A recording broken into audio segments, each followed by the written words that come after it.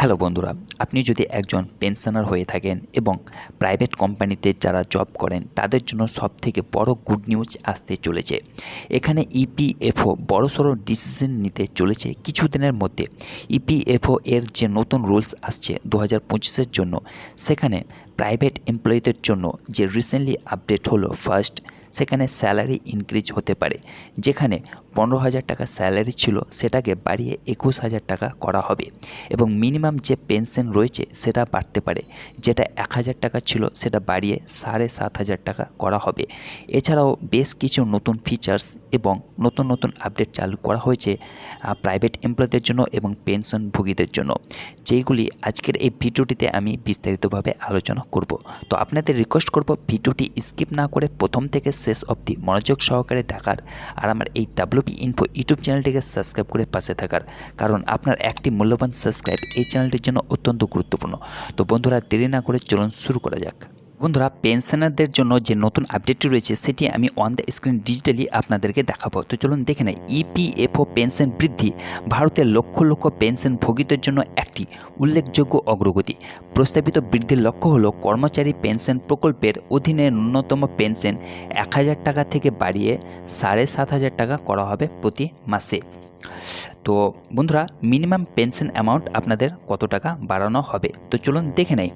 কর্মচারী পেনশন প্রকল্পের অধীনে ন্যূনতম পেনশন প্রতি মাসে 7,500 টাকা করার প্রস্তাব করা হয়েছে, যা বর্তমানে 1,000 টাকা প্রতি মাসে দেয়া হয়ে থাকে।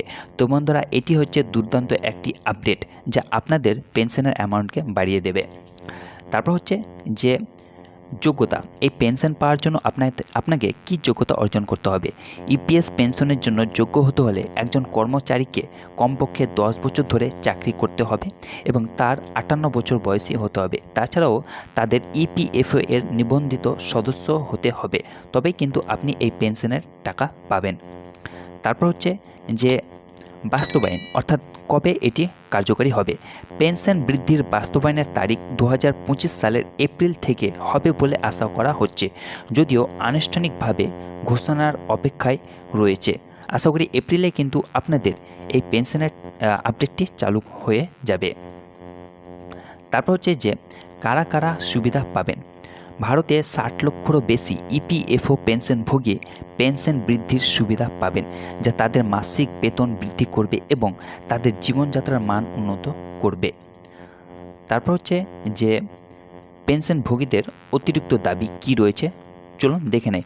পেনশনভোগীরা নিজেদের এবং তাদের স্ত্রীদের জন্য মহার্ঘ ভাতা অর্থাৎ ডিয়ারনেস অ্যালায়েন্স বৃদ্ধি এবং বিনামূল্যে চিকিৎসা সেবা দাবি করেছেন, যদিও এদের দাবি মেনে নেওয়া হবে কিনা এখনও অবধি জানানো হয়নি। তারপর হচ্ছে যে মজুরি সীমা বৃদ্ধি। কেন্দ্রীয় সরকার 2025 সালের কেন্দ্রীয় বাজেটে ইপিএফ এবং ইপিএস 95-এর অধীনে মজুরি সীমা 15,000 থেকে বাড়িয়ে 21,000 টাকা করা হবে বলে জানিয়েছেন। তারপর হচ্ছে যে পেনশনভোগীরা তাদের পেনশনের টাকা যে কোনো সময় যে কোনো জায়গা থেকে এটিএমের মাধ্যমে তুলতে পারবেন। তো বন্ধুরা, এই হচ্ছে পেনশনকারীদের জন্য বিস্তারিত আপডেট। আশা করি ভিডিওটি আপনাদেরকে ভালো লেগেছে। যদি ভিডিওটি ভালো লেগে থাকে তাহলে ভিডিওটিকে অবশ্যই লাইক করবেন, চ্যানেলটিকে অবশ্যই সাবস্ক্রাইব করবেন এবং ভিডিওটিকে বন্ধুদের সঙ্গে শেয়ার করতে ভুলবেন না। ভালো থাকুন, সুস্থ থাকুন, ধন্যবাদ।